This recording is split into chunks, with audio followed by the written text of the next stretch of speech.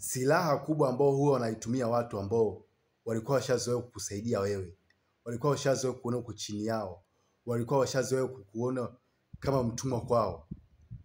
Pale unapofika stage unaweza kujisimamia mwenyewe, unaweza kujiendesha mwenyewe, unaweza kutokuwa chini yao. Yaani wao sasa wanabaki kukuona kama wewe ndo kiongozi wao. Huwa wanatumia silaha ya kuweza kukudhoofisha kifikra.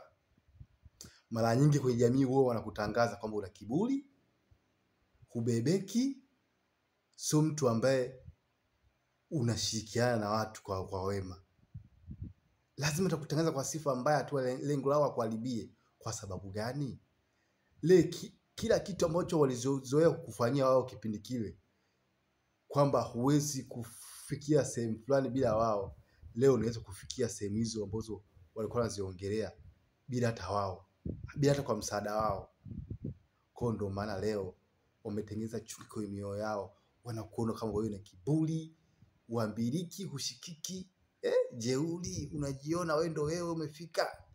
Wanatumia majina mengi sana kukutangazia ubaya, au watatumia namna yoyote sana kukutangazia ubaya ili jamii ikutenge. Lakini kwa uwezo wa Mwenyezi Mungu, kama Mwenyezi Mungu ndo anaweza kukupandisha sehemu ambayo ulikokuwa wewe leo, hawezi kukushusha kwa uwezo wao, bali Mwenyezi Mungu anaweza kukushusha kwa uwezo wake. Amini katika misimamo yako kwamba sasa hivi ndo nafasi yako ya kuweza kufanya mabadiliko ya maisha yako. Ulikuwa uko chini yao, leo unaweza kusimamia mwenyewe. Ulikuwa mtumwa kwao, leo umeamka ukawa sio mtumwa tena kwao.